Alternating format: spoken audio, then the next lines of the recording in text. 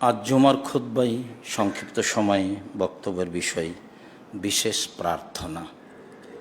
অবশ্য আমরা আগে থেকে অবগত হয়েছি যে আজকের বিষয়বস্তু ছিল গান বাজনা, খেলতামাশা, বাদ্যযন্ত্র। আমরা বিষয়টি আপাতত জুমার টাইমে পরিবর্তন করেছি। মাগরিবের পরে যখন আবারও বিবরণের সময় আসবে ইনশাল্লাহ, তখন হবে গান বাজনা, খেলতামাশা, বাদ্যযন্ত্র। বর্তমান আন্তর্জাতিক খেলা সবচেয়ে বড় জুয়া বিষয়টি নিয়ে আমাদের সময়ের উপরে আলোচনা হবে বলে আমরা আশা করছি ইনশাআল্লাহ।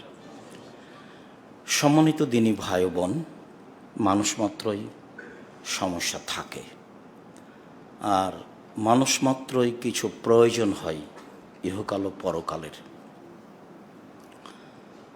আল্লাহ তাআলা বলেন, ওয়াল আসর ইন্নাল ইনসানা লাফি খুসর, নিশ্চয় কালের কসম, নিশ্চয়ই মানুষ ক্ষতিগ্রস্ত। তারপরে বলেছেন, তবে যারা ঈমান এনেছে, মানে বিদ্যা অর্জন করেছে, শতামল করেছে, হকের উপদেশ দিয়েছে আর ধৈর্যের উপদেশ দিয়েছে, তারা ক্ষতিগ্রস্ত নয়।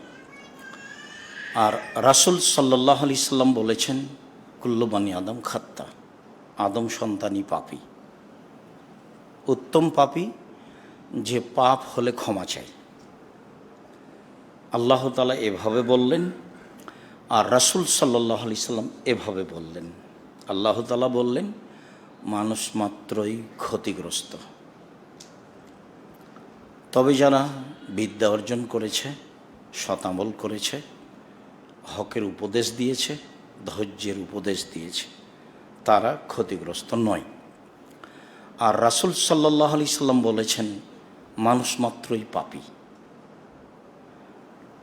উত্তম পাপী সেই যে পাপ হলে ক্ষমা চায়। আর এর পূর্বেও আমি আপনাদের একাধিক দিন বলেছি বলে আমার মনে হচ্ছে, হয়তো নাও বলতে পারি, যে ইবলিস একদা আল্লাহর সামনে বলছে, বলার ঢং, ও বলছে, রব্বি, হে আমার প্রতিপালক। দেখেন ওর বলার ঢং কেমন, ওর বিদ্যা ভালো আছে। বলছে, হে আমার প্রতিপালক, ও ইজ্জাতে ক জালালে ক, হে আমার প্রতিপালক, লাউকবিয়ান আল ইনসানা মাদামাত আর ওহুম ফি আসাদেহিম, আমি আদমের ছেলে মেয়েকে ভুল পথে নিয়ে যাব যতদিন তার দেহে শ্বাস আছে। একটা মানুষ চলতে পারে না, বিছানে পড়ে আছে, কিন্তু দেহে শ্বাস আছে, তাকে পাপ করাতে পারে। তার হাতে মোবাইল থাকবে, চলতে পারে না, কিন্তু দেহে শ্বাস আছে। এটাও আল্লাহর সামনে বলছে। আবার বলছে, হে আমার প্রতিপালক, ও ইজ্জাতে, তোমার সম্মানের কসম। ও সম্মানও বুঝে। হে আমার প্রতিপালক, তোমার সম্মানের কসম, আমি আদমের ছেলে মেয়েকে ভুল পথে নিয়ে যাব যতদিন তার দেহে শ্বাস আছে। এখন যদি আল্লাহ তাআলা বলতেন পারবি না, তাহলে একটা পথ সহজ হতো। তো আল্লাহ তাআলা এভাবে বললেন না। তখন আল্লাহ তাআলা আগে নিজের পরিচয় দিচ্ছেন, মানে অনেক কিছু। ইজ্জাতি ওয়া জালালি ওয়া ইত্তেফায়ে মাকানি, আমার সম্মানের কসম, আল্লাহ বলছেন, আমার মর্যাদার কসম, আমার উচ্চতার কসম, আদম সন্তান যতবার ক্ষমা চাইবে ততবার আমি ক্ষমা করে দেব।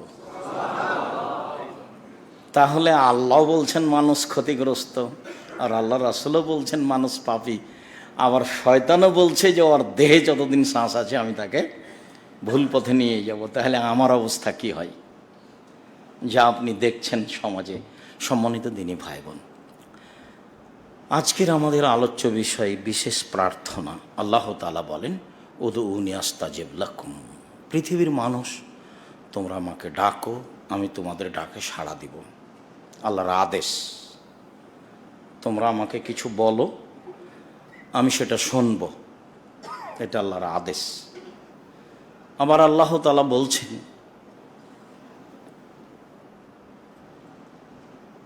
ইয়াসআলুকা আন্নী ফাইন্নী কারিবুন উজিবু দাওয়াতাদ দাঈ ইযা দাআনি, মানুষ আপনাকে জিজ্ঞাসা করে আমার ব্যাপারে, তা আপনি বলে দেন যে আমি মানুষের কাছে আছি, মানুষ ডাকলে আমি সাড়া দিই।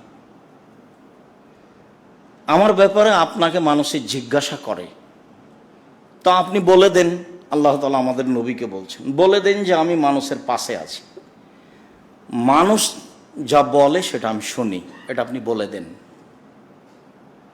আল্লাহ তাআলা বলছেন, উদু রব্বাকুম তাজাররুন খুফিয়া, পৃথিবীর মানুষ তোমরা আল্লাহকে ডাকো অতীব গোপনে, অতীব বিনয়ে।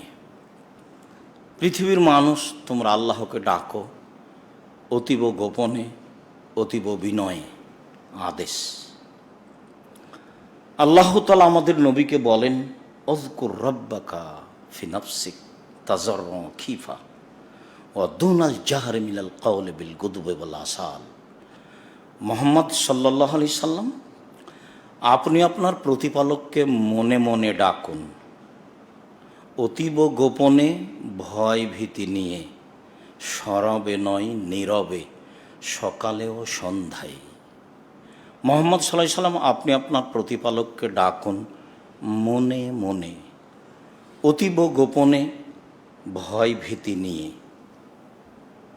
সরবে নয় নীরবে, সকালে ডাকুন, সন্ধ্যায় ডাকুন। আল্লাহ তাআলা আমাদের নবীকে বলছে। বিশেষ প্রার্থনা।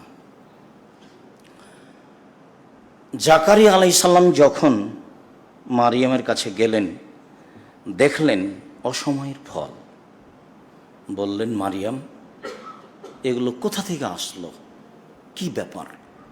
তো উনি বলছেন, হুয়া মিন ইনদিল্লাহ, এগুলো আল্লাহর পক্ষ থেকে এসেছে। এর যোগ্য মাইয়াশা বেগারে হিসাব, লিমাইয়াশা বেগারে হিসাব, তিনি দিয়ে থাকেন যাকে ইচ্ছা হিসাব ছাড়াই।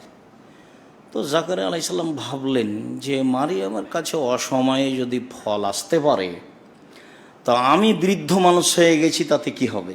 আমার স্ত্রী বন্ধা, তাতে কি হবে? বলে দেখি না। এখন বলছেন, ইজনাদা রব্বাহু নিদাআন খাফিয়া। যখন জাকারিয়া আলাইহিস সালাম তার প্রতিপালককে চুপে চুপে বললেন, হে আমার প্রতিপালক, আমি বৃদ্ধ মানুষ, আমার মাথার চুল পেকে গেছে, আমার হাড় হাড্ডি দুর্বল হয়ে গেছে, আমার স্ত্রী বন্ধা, আসলে বাচ্চা নিব, সন্তান নিব এরকম পরিবেশ আমার নেই। কেন? আমি তো বৃদ্ধ মানুষ, আমার মাথার চুল পেকে গেছে, হাড় হাড্ডি দুর্বল হয়ে গেছে, সব মিলে যাই হোক, আমার স্ত্রী বন্ধা, যে তারও তো বয়স কম নয়, আমরা তো এখন দুইজন বৃদ্ধ মানুষ, বুড়া বুড়ি। কিন্তু তোমার কাছে চাইলে মানুষ নিরাশা হয় না, যে কোনোটাই যে কম নয়। আমিও অচল, এটা আমি বুঝলাম, আমার স্ত্রীও বন্ধা, এটাও আমি বুঝলাম, কিন্তু তোমার কাছে চাইলে মানুষ নিরাশা হয় না, যে তো চাই আমাকে একটা সন্তান দাও না, যেটা আমার উত্তরসূরি হিসাবে দাওয়াতি কাজ করবে।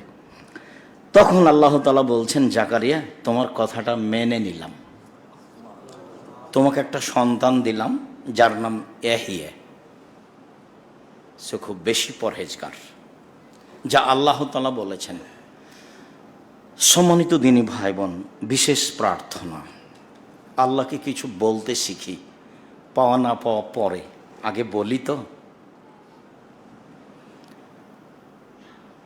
নোমান ইবনে বাশির রাদিয়াল্লাহু তাআলা আনহু বলেন, রাসূল সাল্লাল্লাহু আলাইহি ওয়াসাল্লাম বলেছেন, দুআ হুয়াল ইবাদা, চাওয়া হচ্ছে ইবাদত। আমি বলবো যে আল্লাহ আমার একটু জমি জায়গা বাড়িঘর করে দাও, একটা ছেলে মেয়ে ভালো দাও, এটা ইবাদত। এ কথা আমি বলিনি, এ কথা মুহাম্মদ সাল্লাল্লাহু আলাইহি সাল্লাম বলেন। তিনি বলেন, চাওয়া হলো ইবাদত। আবু হুরায়রা রাদিয়াল্লাহু তাআলা আনহু বলেন, রাসূল সাল্লাল্লাহু আলাইহি ওয়াসাল্লাম বলেছেন,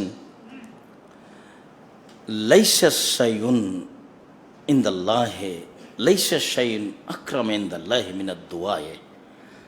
চাওয়া কাজটি আল্লাহর কাছে যত প্রিয়, প্রার্থনা করা কাজটি আল্লাহর কাছে যত প্রিয়, ইবাদতের জগতে আর কোনো ইবাদত আল্লাহর কাছে তত প্রিয় নয়। অনেক পয়সা খরচ করে হজ করলাম, এই কাজটা যত প্রিয়, চাওয়া কাজটা আল্লাহর কাছে তার চেয়ে অনেক অনেক অনেক বেশি প্রিয়।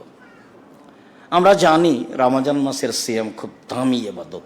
ইবাদতের জগতে সবচেয়ে দামি ইবাদত হলো সিয়াম। এরপরেও এই ইবাদত আল্লাহর কাছে যত প্রিয়, চাওয়া কাজটা আল্লাহর কাছে তার চেয়ে অনেক অনেক অনেক বেশি প্রিয়। আবু হুরায়রা রাদিয়াল্লাহু তাআলা আনহু বলেন, রাসূল সাল্লাল্লাহু আলাইহি ওয়াসাল্লাম বলেছেন, মাল্লাম ইয়াসআলিল্লাহ ইয়াগদাব আলাইহি, যে আল্লাহর কাছে চায় না আল্লাহ তারপরে অসন্তুষ্ট হন। মুখখান বন্ধ করে থাকেন কেন? অত দোকানে বসে আড্ডা পিটেন কেন?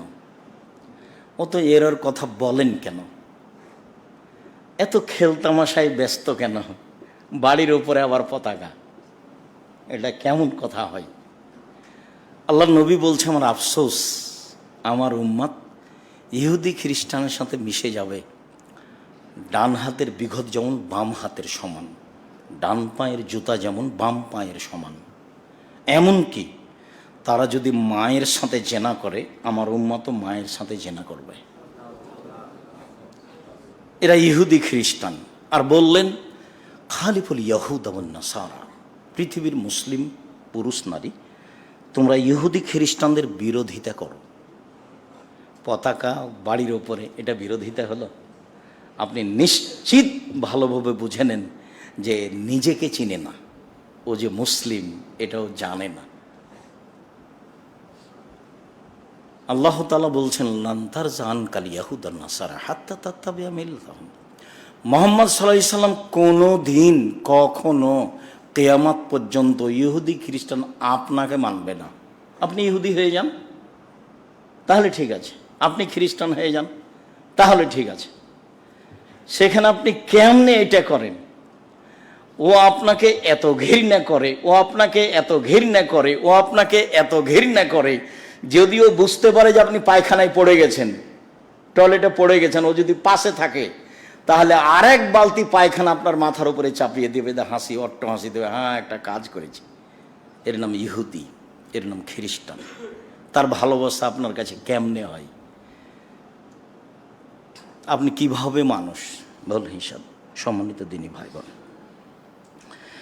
আবু হুরায়রা রাদিয়াল্লাহু তাআলা আনহু বলেন, রাসূল সাল্লাল্লাহু আলাইহি ওয়াসাল্লাম বলেছেন, মান সাররাহু ইস্তাজিবা আদ-দুআ ফি শাদায়েদ, যে চায় যে তার দোয়াটা বিপদের সময় কবুল হোক। আমি খুব বিপদে, আল্লাহ তুমি আমাকে বাঁচাও, এরকম একটা মানুষের সময় আসে।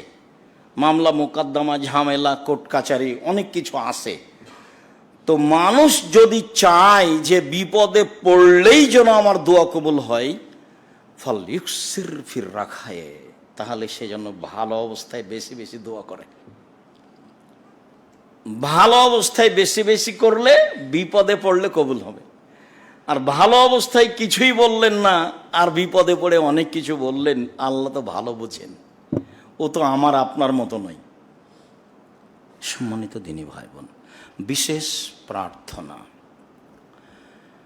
আবু হুরায়রা রাদিয়াল্লাহু তাআলা আনহু বলেন, রাসূল সাল্লাল্লাহু আলাইহি ওয়াসাল্লাম বলেছেন, উদুল্লাহ ওয়া আনতুম মুকিনিনা বিল ইজাবা, তোমরা প্রার্থনা করো এবং দৃঢ়তা রাখো যে কবুল হবেই, কবুল হবেই।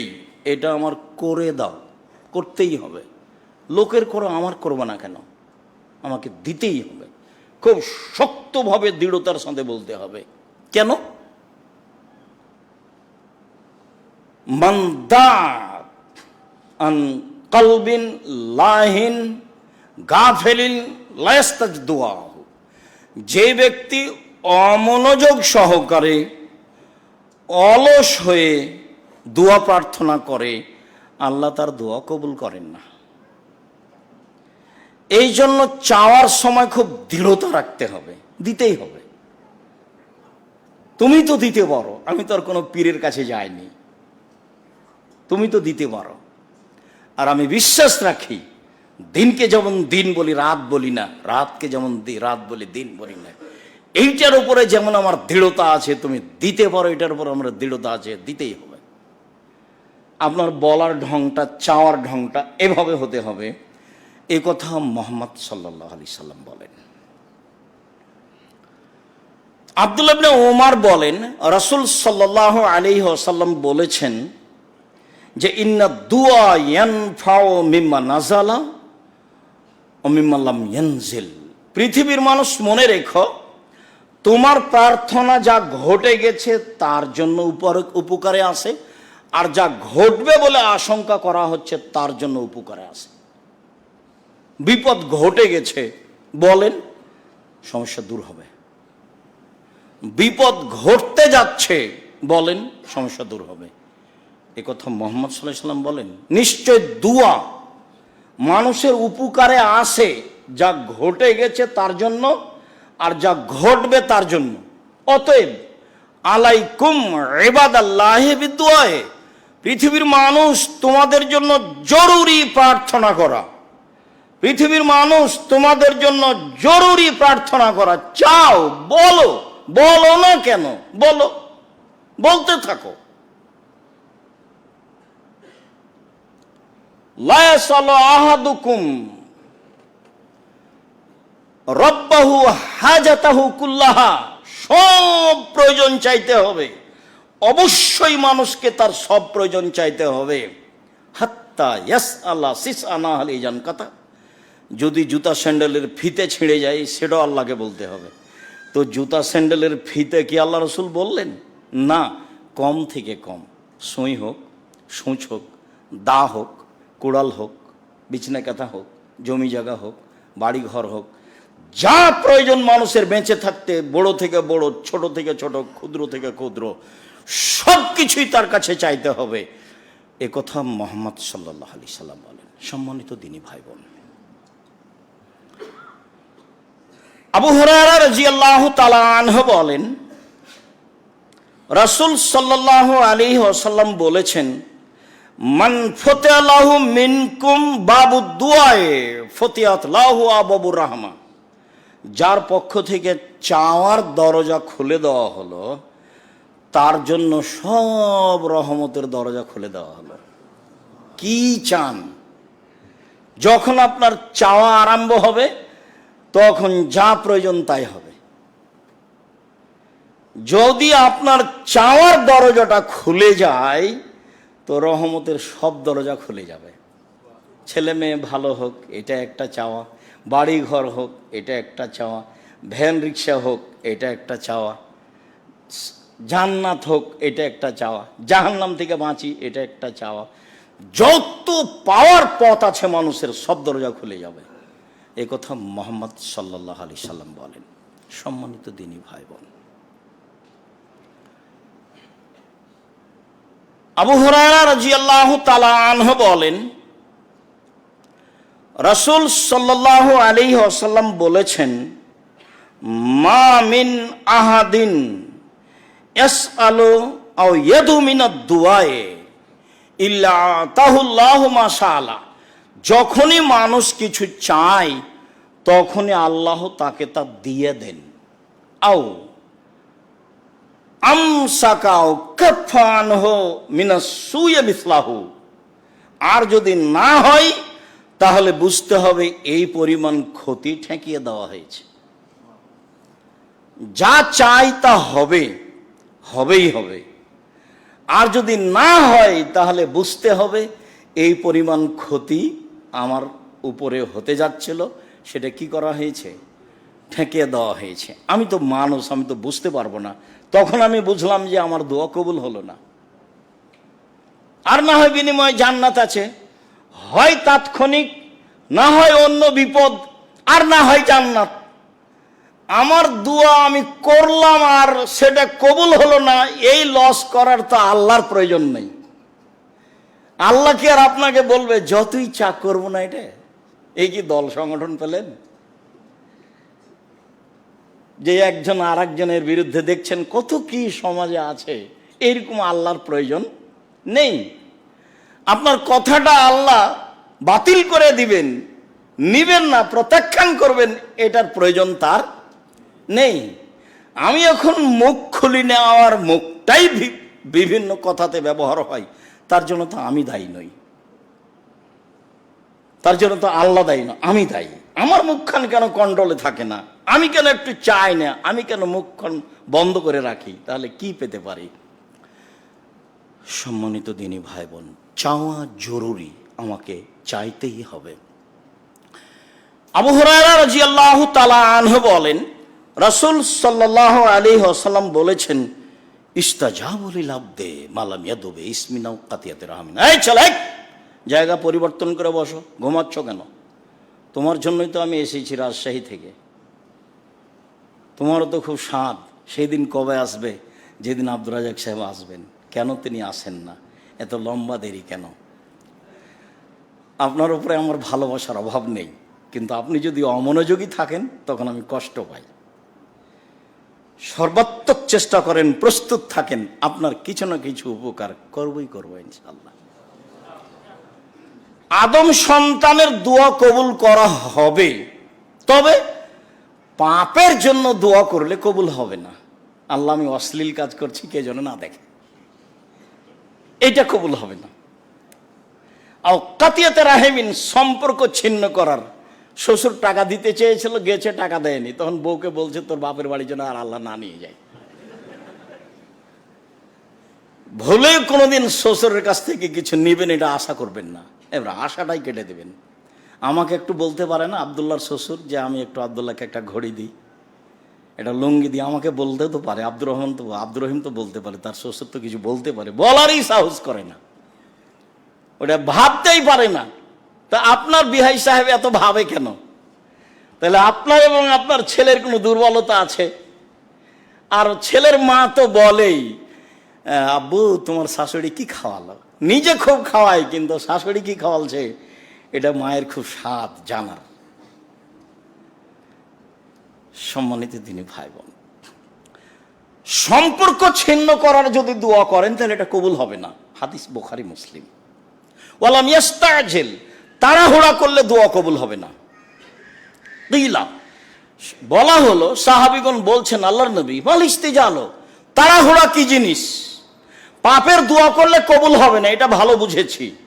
সম্পর্ক ছিন্ন করার দোয়া করলে কবুল হবে না, এটাও তো ভালো বুঝেছি, কিন্তু তাড়াহুড়া কি জিনিস এইটা তো বুঝলাম না। সাহাবীগণ বলছেন, তখন আল্লাহ রাসূল বলছেন, শোনো, একুলো, ও বলে, কাদ্দাও হতো ও কাদ্দাও হতো সালামারা ইস্তাজাব আলী, দোয়া করলাম, কত দোয়া করলাম, কই কবুল হয় না। ফাইয়াস্তাহাসেরও, তখন অলস হয়ে যায়।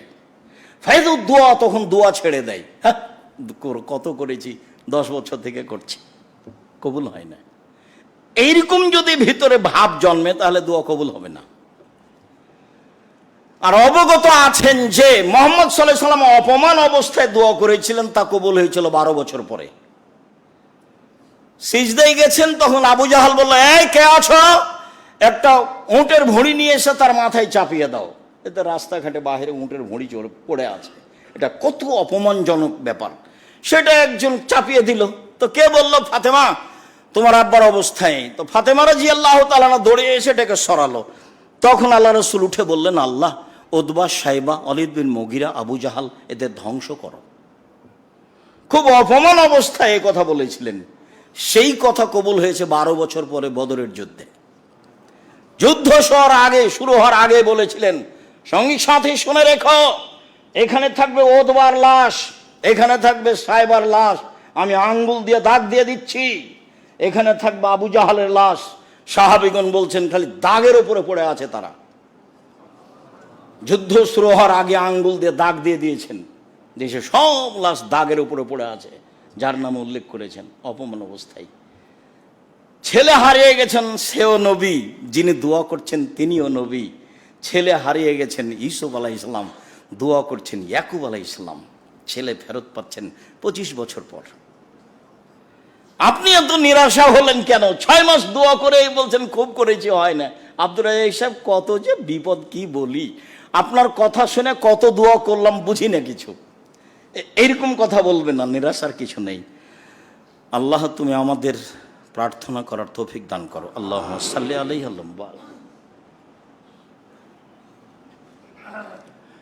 আলহামদুলিল্লাহ ওয়াহদা ওয়াসসালাতু ওয়াসসালামু আলা মান লা নাবিয়্যা বা'দা।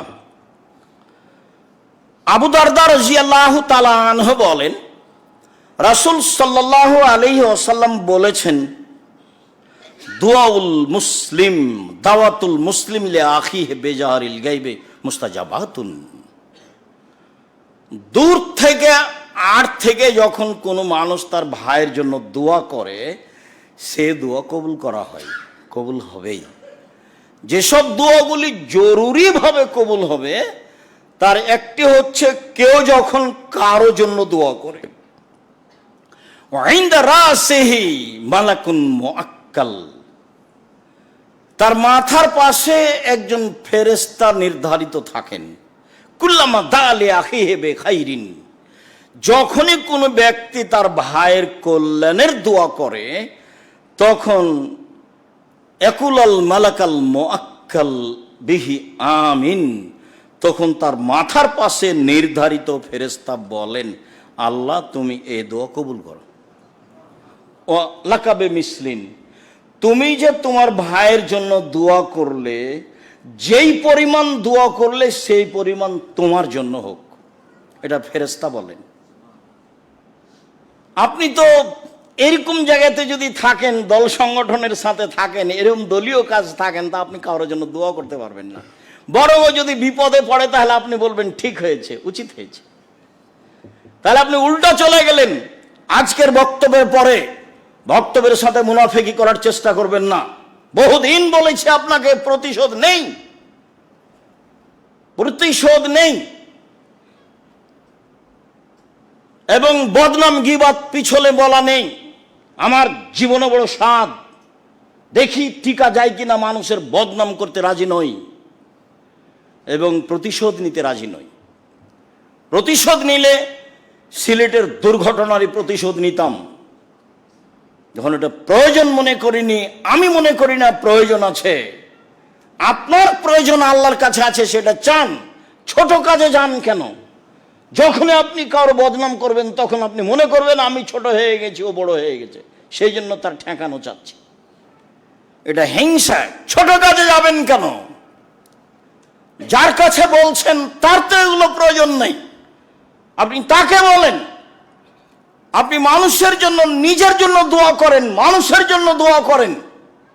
আমি সম্ভবপর চেষ্টা করি মানুষ হিসাবে, আমি ভুলের ঊর্ধ্বে নই, আমি সম্ভবপর চেষ্টা করি। আল্লাহ ক্ষমা করো আমাকে, বাপ মাকে ক্ষমা করো, ছেলে মেয়েকে কবুল করো, জামিয়া সালাফে কবুল করো, যারা জামিয়া সালাফের সাথে সম্পৃক্ত সবাইকে ক্ষমা করো। যে যা চায় সে দাবি তুমি পূর্ণ করে দাও। আমি তো সবার চাওয়া জানি না, কে কখনো আমাকে কিভাবে বলেছে, তুমি জানো, সেভাবে কবুল করো। মানুষ হিসাবে চেষ্টা করি। আর কেউ আমার পিছনে দুর্বল থাকে, ওকে ওকে দিও না, এরকম আমার অন্তরে জাগে না।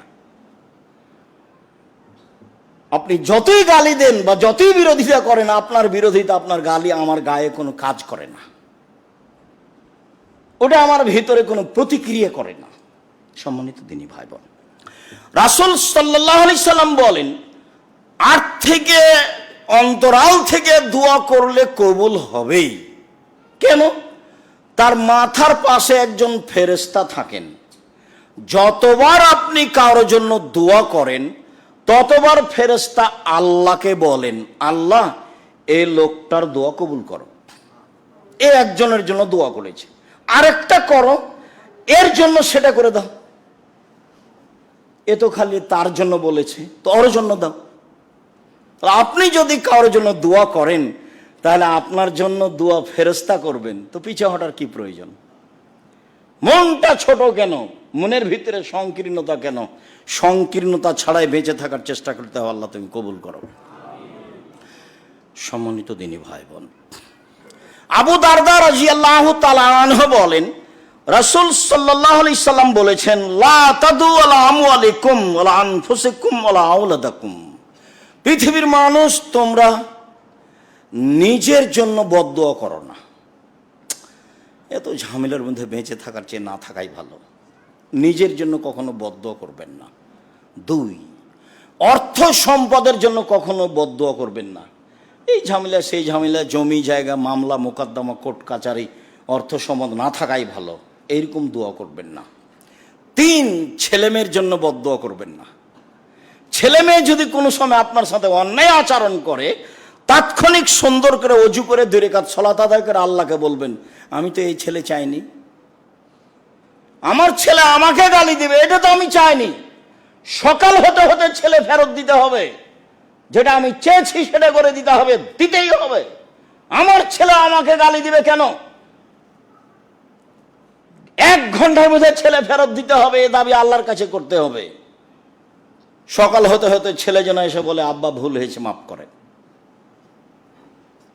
ছেলে আমাকে ফিরিয়ে দাও, আমি তো কখনো তোমার কাছে এরকম ছেলে চাইনি যে ছেলে আমাকে মারবে, আমাকে গালি দিবে, আমার জমি জায়গা জোর করে দখল করবে, আমার সাথে অন্যায় আচরণ করবে। এই ছেলে মেয়ে তো আমি চাইনি, আমাকে ছেলে মেয়ে ফিরিয়ে দাও, যেটা আমি চেয়েছি সেটা দাও।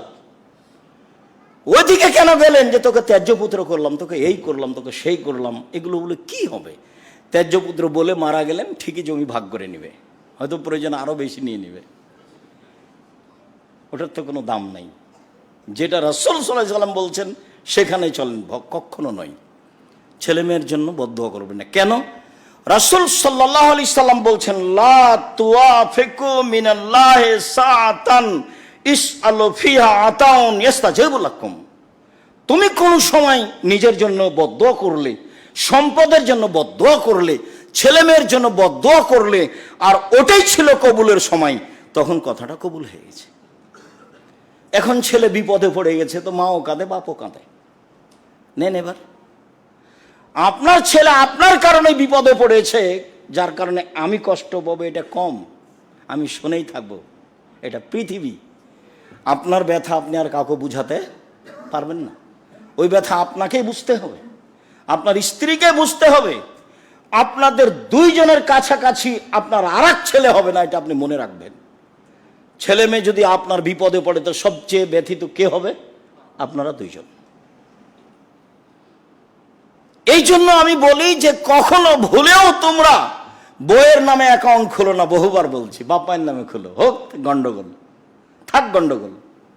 তারপরে বউ যদি সব টাকা নিয়ে চলে যায়, তো আমও যাবে, ছালাও যাবে, কাঁদতে কাঁদতে 2 চোখও যাবে। ওই পথেই যাওয়া হবে না। দুর্বল আচরণ বাপ মা করে, করুক, এরপরে একদিন ঠিক হয়ে যাবে। বাপ মা আমার সবচেয়ে কাছের মানুষ। সম্মানিত দিনী ভাই বোন, আবু হুরায়রা রাদিয়াল্লাহু তাআলা আনহু বলেন, রাসূল সাল্লাল্লাহু আলাইহি সাল্লাম বলেছেন, সালাসু দাওয়াতিন মুস্তাজাবাতুন লা শাক্কা ফিহিন্না। 3 শ্রেণীর মানুষের দোয়া কবুল হবেই হবেই। তার 1 শ্রেণীর মানুষের দোয়া দাওয়াতুল ওয়ালিদাইন, পিতামাতার দোয়া। 2, দাওয়াতুল মুসাফির, মুসাফিরের দোয়া, বাইরে গেলে ছেলে মেয়ের জন্য দোয়া করবেন, আহাল পরিবারের জন্য দোয়া করবেন। 3, মাজলুমের দোয়া, যার প্রতি জুলুম করা হয়েছে। বহুদিন বলেছি, আজকেও বলছি, জীবনে কোনোদিন 1 মিনিটের জন্য মানুষের জুলুম করে জুলুম করবেন না, অন্যায় করবেন না। জুলুম করলে বিপদ নেমে আসবেই। সবচেয়ে বড় জালেম যারা দুনিয়াতে ছিল, আদ সামুদ, ওরা দেখতে দেখতে ধ্বংস হয়ে গেছে, 1 মিনিটও সময় ছিল না। তারপরে যারা বড় জালেম, ফেরাউন,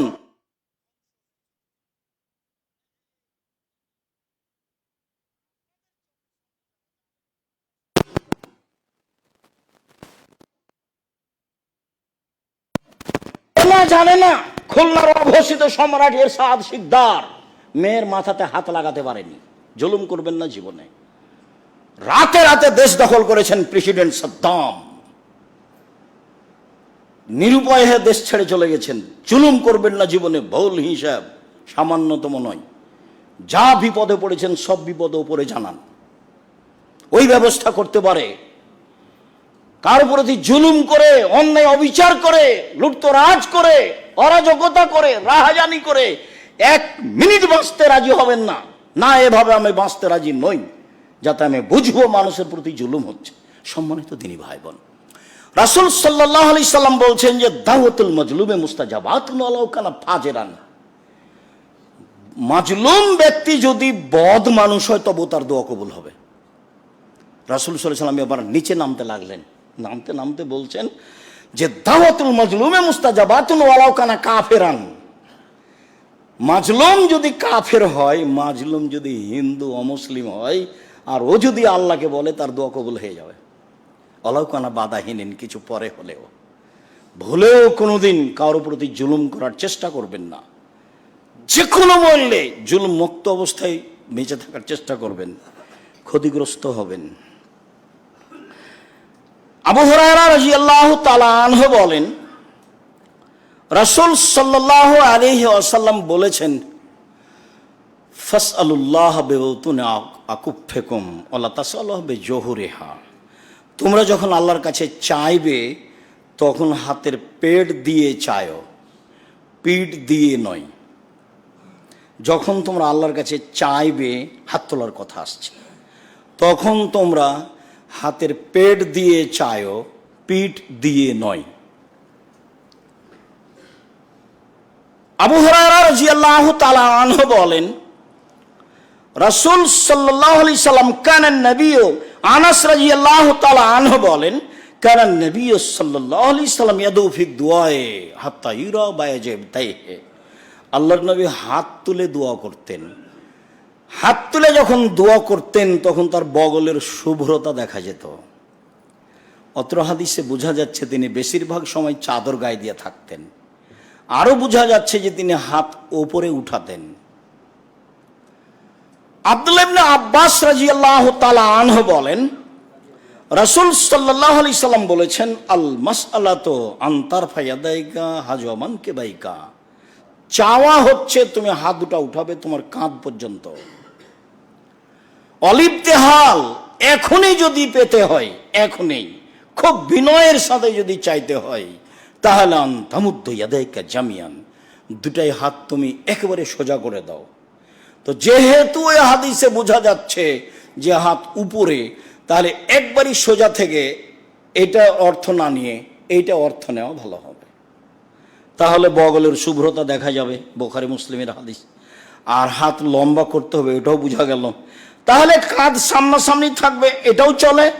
আর হাত একবারে লম্বা করে দিতে হবে, এটাও চলে। সালমান ফারসি রাদিয়াল্লাহু তাআলা আনহু বলেন, রাসূল সাল্লাল্লাহু আলাইহি সাল্লাম বলেছেন, ইন্না রাব্বাকুম হাইয়ুন করিম। তোমাদের প্রতিপালক বড় লজ্জাশীল, তোমাদের প্রতিপালক বড় সম্মানী, তোমাদের প্রতিপালক বড় লজ্জাশীল, তোমাদের প্রতিপালক বড় সম্মানী, সম্মানী সত্তা, বড় লজ্জাশীল সত্তা। ইয়াস্তাহি মিন আবদিহি ইজা রাফা ইয়াদাইহি ইলাইহি আয়ারুদ্দুহু সিফরান। যখন কেউ হাত তুলে তার দরবারে কিছু বলে, তখনও লজ্জা পায় যে কেমনে ফিরিয়ে দিব। তখনও লজ্জা পায় কেমনে ফিরিয়ে দিব, হাত দুটি ফিরিয়ে দিতে লজ্জা পাই, কেমনে ফিরিয়ে দিব। সম্মানিত দিনী ভাই বোন, রাসূল সাল্লাল্লাহু আলাইহি ওয়াসাল্লাম হাত তুলে দোয়া করলে ফিরিয়ে দিতে লজ্জা পায়। অন্য দিনে বলেছি যে একজন সাহাবী হাত তুলে দোয়া করার সময় বললেন, আল্লাহুম্মা ইন্নী আসআলুকা বিআন্নাকা আনতাল্লাহ, তোমার কাছে চাচ্ছি এই জন্য যে তুমি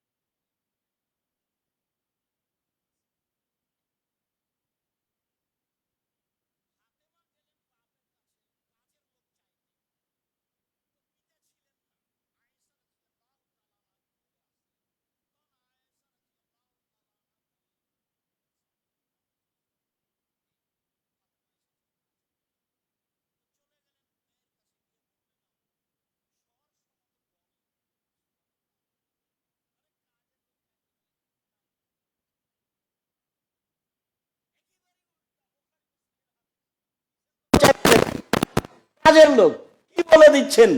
তাসবিহ। মনে রাখবেন, সুবহানাল্লাহ, আলহামদুলিল্লাহ বললে আপনার মনে যেটা আছে সেটা আল্লাহ পূরণ করেন। তাসবিহ দিয়ে সমস্যা ঠেকা যায়, তাসবিহ দিয়ে যে কোনো সুবিধা ভোগ করা যায়, দান দিয়ে সমস্যা ঠেকানো যায়, আর দান দিয়ে যে কোনো সুবিধা ভোগ করা যায়। কাজেই দুয়ার মাধ্যমে এগুলো থাকে যেন নিজের জন্য, তাকওয়া মসজিদ মাদ্রাসার জন্য। আমি সাধারণ মানুষ, আমার মনে বড় সাধ, আমি এই দেশের মাটিতে উন্নত মানের প্রতিষ্ঠান গড়বই গড়ব ইনশাল্লাহ, যে কোনো মূল্যে। যেখানে ছেলে মেয়ে বাংলা, ইংরেজি, আরবি উন্নত মানের শিক্ষা অর্জন করে জাতির অন্যায়ের বিরুদ্ধে লড়বে, মুখে কলমে মিডিয়ায় লড়বে ইনশাল্লাহ। তারা জীবন বাজি রেখে চালিয়ে যাচ্ছে। জামিয়া সালাফে 5,000-এর বেশি ছেলে মেয়ে পড়াশোনা করে, 519 জনের বেশি এতিম অসহায় আছে। জামিয়া সালাফের অধীনে 700-র বেশি মক্তব আছে, 700-র বেশি মক্তব আছে। একবারে তেঁতুলিয়া থেকে টেকনাফ পর্যন্ত মক্তব চালু করব ইনশাআল্লাহ। সেই দিন ভাবছি। জামিয়া সালাফি অনলাইন আল ইতেসাম টিভি আছে, যেখানে আপনারা বিষয়ভিত্তি বক্তব্য শুনতে পান।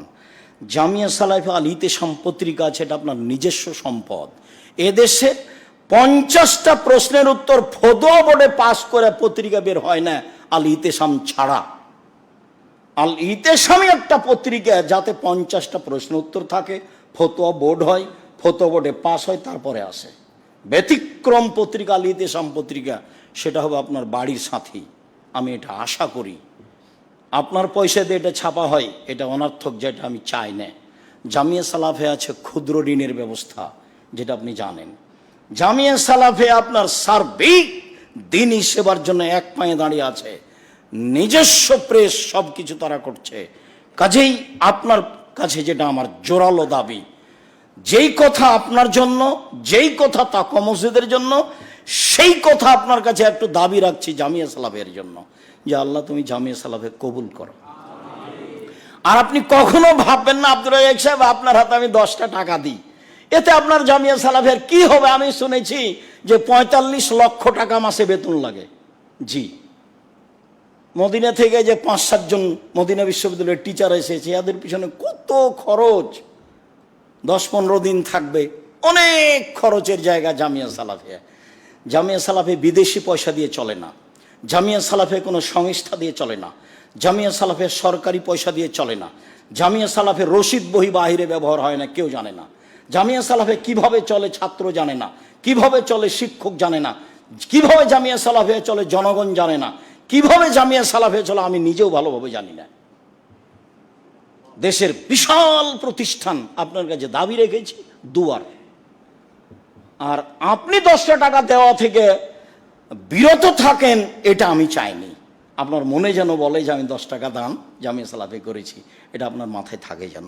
আল্লাহ আমাদের যারা মারা গেছে তুমি তাদের কবরের শাস্তি মাফ করো, আমরা যারা অসুস্থ তুমি তাদের আরোগ্য দান করো, আমরা যারা বেঁচে আছি তুমি তাদেরকে তোমার রাসূলের পদ্ধতি অনুযায়ী চলার সুযোগ করে দাও। আজকের বক্তব্য অনুযায়ী সময়ে সময়ে যেন যাবতীয় প্রয়োজন তোমার দরবারে পেশ করতে পারি, এ সুযোগ করে দাও। আজকের আলোচনা যেন যথাযথভাবে কাজে লাগাতে পারি, এ ব্যবস্থা তুমি করে দাও। তুমি আমাদের আহাল পরিবারকে কবুল করো, আমাদের লক্ষ্য উদ্দেশ্যকে পূর্ণ করো। তুমি মুসলমান জাতিকে বিজাতি থেকে রক্ষা করো, এদের আকীদা আদর্শকে রক্ষা করো, মানুষের আকীদাকে সংশোধন করো। তুমি তাকওয়া মসজিদকে কবুল করো, এদের উদ্দেশ্য পূর্ণ করো। তুমি জামিয়া সালাফে কবুল করো, তুমি সর্বশক্তিমান, তুমি সব কিছু করতে পারো। তোমাকে বিশ্বাস করি, লা শারিক বলে জানি, তোমাকে কাদির বলে জানি। তুমি সর্বশক্তিমান, তুমি আজিজ পরাক্রমশালী, তোমাকে কেউ ঠেকাতে পারে না, এই বলে তোমাকে বিশ্বাস করি। তুমি আজিজ পরাক্রমশালী, চাইলে মানুষকে দিতে পারো, তুমি গানি, তুমি মগ্নি, দিলে শেষ হয় না তোমার। তোমাকে গানি মগ্নি বলে, আজিজ বলে জুমার খুতবার শেষে তোমার দরবারে জোরালো দাবি রাখলাম, তুমি আমাদের দাবি দেওয়া কবুল করো। তোমার দরবারে দাবি দেওয়া রেখে আজকের জুমার খুতবা এখানেই শেষ করলাম। আল্লাহুম্মা সাল্লি আলাইহি, আল্লাহুম্মা বারিক আলাইহি।